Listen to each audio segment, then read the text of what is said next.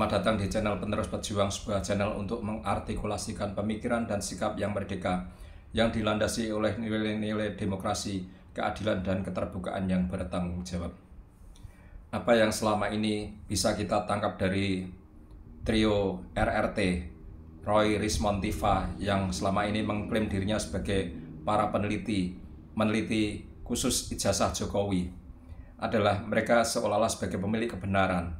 Mereka seolah-olah lebih tahu dari UGM, mereka seolah-olah lebih tahu dari Fakultas Kehutanan, lebih tahu dari dekan Fakultas Kehutanan, seolah-olah mereka lebih tahu dari dosen-dosen kehutanan, mereka seolah-olah lebih tahu dari para alumni kehutanan, bahkan mereka seolah-olah lebih tahu dari Kagama itu sendiri atau keluarga alumni Gajah Mada.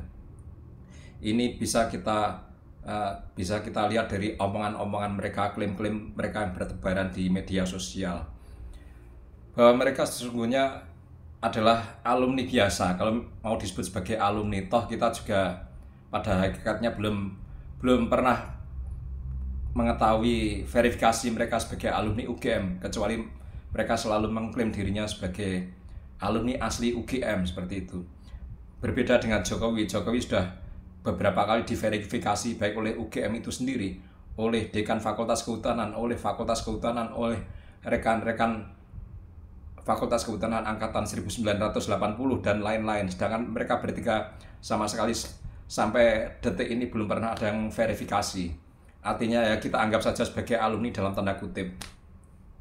Mereka bagaimana ya? Mereka selalu mengedepankan opini, mengedepankan asumsi, dan mengedepankan tafsir-tafsir sendiri yang bagi kita dari Sivitas Akademika UGM termasuk Kagama justru hanya mentertawakan mereka, karena mereka banyak tidak tahunya, tapi dengan sombongnya, dengan percaya dirinya mengklaim bahwa yang benar itu ini, yang benar itu ini, yang benar itu ini. Banyak contohnya, seperti saat mereka menilai bahwa yang ditampilkan Bareskrim Mabes Polri adalah transkrip nilai menurut mereka, padahal itu bukan transkrip nilai, itu adalah daftar nilai untuk yudisium dan draftnya. Tapi mereka tetap ngotot, tetap ngayal, di mana-mana mereka mengejudge itu adalah transkrip Jokowi, sehingga disebut sebagai transkrip abal-abal karena ada tulisan tangan, tidak ada tanda tangan dekan. Seperti itu. Banyak lagi hal-hal yang seolah-olah mereka lebih tahu dari UGM, lebih tahu dari Fakultas Kehutanan, lebih tahu dari dekan dan dosen di Fakultas Kehutanan itu sendiri. Bagaimana mereka menilai bahwa skripsi yang tanda tangannya tidak lengkap adalah palsu, adalah abal-abal. Padahal sudah jelas-jelas dijelaskan oleh dekan Fakultas Kehutanan, Dr. Sigit Sunarta, di podcast beberapa hari yang lalu. Saya sendiri di konten saya terdahulu juga sudah saya jelaskan bahwa tanda tangan di skripsi tidak ada kaitannya dengan kelulusan seseorang. Kelulusan seseorang tuh yang paling baku adalah berita acara yudisium, berita acara ujian skripsi. Di situ semua penguji skripsi tanda tangan dan ada nilainya. Itulah yang kemudian diikutkan ke yudisium untuk menentukan apakah si mahasiswa bisa mengikuti wisuda periode terdekat atau tidak. Jadi tidak ada kaitannya dengan tanda tangan dosen di lembar pengesahan skripsi. Sudah saya katakan dari dulu bahwa skripsi itu pada zaman dulu belum ada administrasi yang baku antar fakultas, antar jurusan, bahkan antar dosen seperti itu. Semua tergantung dari otoritas dari dosen, kewenangan jurusan, kewenangan program studi, dan lain-lain. Semua itu juga ada kaitannya dengan hubungan antar manusia, antara dosen dengan mahasiswa itu sendiri. Dulu sudah pernah saya ceritakan bahwa ada juga mahasiswa UGM yang tanpa menulis skripsi, ketika dia diajak dosennya untuk melakukan suatu proyek penelitian, kemudian sepulang dari proyek itu dia menghabiskan waktunya sehingga tidak sempat membuat skripsi, dan oleh dosennya diperbolehkan dia menulis pengalamannya di proyek, dan itulah sebagai pengganti skripsi. Ada juga dosen yang mengizinkan mahasiswa untuk menyelesaikan skripsinya setelah wisuda karena mengejar agar dia tidak membayar SPP lagi berhubung dengan kondisi ekonomi seperti itu. Itu banyak cerita-cerita seperti itu. Banyak juga yang tidak menulis skripsi, hanya diganti dengan semacam laporan di perusahaan, laporan magang seperti itu. Banyak seperti itu. Jadi apa hak dan wewenang dari trio RRT untuk mengatakan bahwa ini sah, ini palsu, ini abal-abal. Padahal mereka bukan dosen UGM, bukan sivitas akademika UGM. Dalam hal ini tidak ada kaitannya dengan Fakultas Kehutanan. Mereka bukan dosen Fakultas Kehutanan, apalagi dekan Fakultas Kehutanan, apalagi alumni dari Fakultas Kehutanan. Ini juga ditampakkan kekonyolannya oleh mereka di layar-layar televisi. Bagaimana mereka dengan seenaknya, seolah mereka adalah pendiri Kagama, keluarga alumni Gajah Mada, ketika mereka berhadapan dengan orang yang bernama Freddy Damanik, di mana si Freddy ini adalah lulusan dari Magister Ilmu Hukum UGM, kemudian oleh Roy Suryo dicap bahwa dia bukan UGM asli. Ini kan konyol sekali. Roy tidak tahu bahwa meskipun seseorang itu mengambil di UGM S2 atau S3 saja, atau mungkin profesi saja, atau mungkin spesialis saja, itu sesuai ADART Kagama, mereka adalah anggota Kagama, haknya sama, hak dan kewajibannya sama. Saya tunjukkan kekonyolan Roy di acara televisi yang saya maksud itu.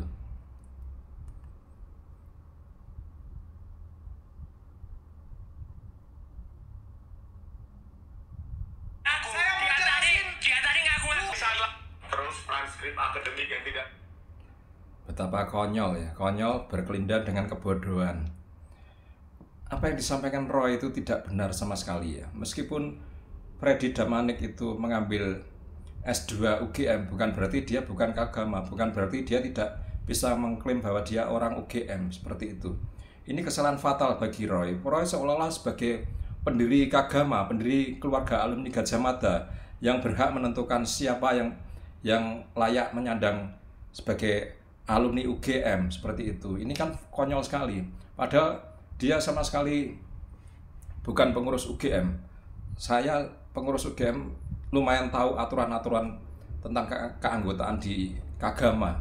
Jadi saya jelaskan ke publik ya, bahwa yang disebut sebagai anggota Kagama itu ada dua macam, anggota biasa dan anggota kehormatan. Bahkan ada anggota luar biasa juga. Anggota biasa itu adalah orang-orang yang lulus pendidikan dari UGM, misalkan dari S1, S2, S3, atau profesi, atau spesialis. Itu sudah sah disebut sebagai Kagama, sebagai keluarga alumni Gajah Mada. Misalkan orang hanya mengambil profesi sebagai psikolog di Fakultas Psikologi UGM, itu sudah sah disebut sebagai alumni UGM dan berhak menyandang sebagai anggota Kagama, meskipun mungkin S1 psikologinya ngambil di luar, atau misalkan ngambil profesi notariat meskipun dulu S1 hukumnya dari luar UGM, atau mungkin hanya spesialis saja, misalkan dokter lulusan dari Fakultas Kedokteran di luar UGM, ketika mengambil spesialis di UGM, maka dia berhak menyandang sebagai alumni UGM atau sebagai anggota Kagama. Jadi Roy itu ngaco. Jadi tidak ada perbedaan, bukan seperti omongan dia, klaim dia bahwa yang disebut sebagai alumni, yang disebut sebagai orang UGM itu harus dari S1. Itu tidak benar. Bahkan orang yang diberikan gelar Dr. honoris causa itu juga berhak menyandang sebagai anggota Kagama, alumni UGM. Itu berhak. Di ADART-nya ada itu di pasal 9 seperti itu. Terus ada anggota kehormatan, di mana orang-orang yang punya jasa luar biasa terhadap UGM, terhadap Kagama, itu bisa diangkat sebagai anggota Kagama dengan keputusan dari pengurus pusat atas pertimbangan dari Dewan Pertimbangan PP Kagama. Jadi apa yang diomongkan Roy itu ngawur. Dia tidak tahu tapi sok tahu. Dia bukan pendiri Kagama, dia bukan pengurus Kagama, tapi sok tahu. Dia selalu offset dalam banyak hal. Jadi apa yang diomongkan tuh seringkali ngaco, seringkali hanya kebohongan, seperti itu. Kita simak ya bagaimana UGM saat ini banyak dipenuhi oleh tokoh-tokoh yang S1-nya itu justru bukan dari UGM, justru dari luar. Banyak tokoh-tokoh dan tokoh-tokoh masyarakat maupun artis-artis itu juga banyak yang seperti itu. Mereka hanya mengambil S2-nya di UGM atau S3-nya di UGM. saya contohkan seperti almarhum Marissa Haque, itu juga dia ngambil magister di UGM. Suaminya Ikang Fauzi itu juga ngambil magister di UGM walaupun S1 mereka bukan dari UGM. Banyak lagi seperti Jenderal Purnawirawan AM Hendro Priyono, dia ngambil S3-nya di UGM walaupun pendidikan lain-lainnya tidak di UGM. Insinyur Fadel Muhammad yang terkenal sebagai pengusaha nasional itu juga S1, S2-nya tidak di UGM, tapi dia ngambil S3-nya di UGM. Banyak lagi tokoh-tokoh seperti itu. Itu mereka adalah anggota Kagama, berhak menyandang sebagai anggota Kagama, alumni UGM. Itu sesuai ADART, tidak ada yang mampu menafikan itu, membatalkan itu, atau mengklaim bahwa mereka bukan Kagama karena disebabkan S1-nya bukan dari UGM. Itu ngaco sekali Roy Suryo itu. Jadi ternyata banyak ketidaktahuan dari trio RRT ini yang asal ngedabrus di media sosial demi menarik simpati publik kepada mereka agar percaya pada klaim-klaim mereka terhadap dugaan ijazah palsu Jokowi. Mereka hanya koar-koar di media, sebetulnya isinya hanyalah sampah, isinya banyak kebohongan, isinya hanya klaim-klaim kosong, hanya framing, hanya asumsi ngawur. Contohnya dalam hal masalah keanggotaan di alumni Gajah Mada ini, betapa Roy ngawur. Saya bilang ngawur karena memang dia bukan pendidik agama, dia bukan pengurus agama, tapi dia sok tahu seperti itu. Jadi ini buat pembelajaran bagi semuanya ketika berhadapan dengan trio RRT, mereka klaim apapun, jangan membuat kita grogi dulu, tapi kita tunggu dulu sampai mereka selesai, kita cermati bahwa sesungguhnya apa yang diomongkan mereka tuh banyak membual, banyak bohongnya. Ini harus menjadi perhatian kita bahwa ini adalah post-truth, di mana sesuatu yang tidak benar diulang-ulang nanti akan dianggap sebagai kebenaran, seperti itu. Masyarakat harus tercerdaskan dan carilah sumber-sumber rujukan yang benar, jangan ke sumber-sumber sampah, sumber-sumber pencetak hoax-hoax seperti itu. Oke, mungkin saya cukupkan video saya kali ini, dan kita harus selalu waspada pada berita-berita yang sifatnya hoax, tidak benar, dan kebohongan publik. Salam merdeka.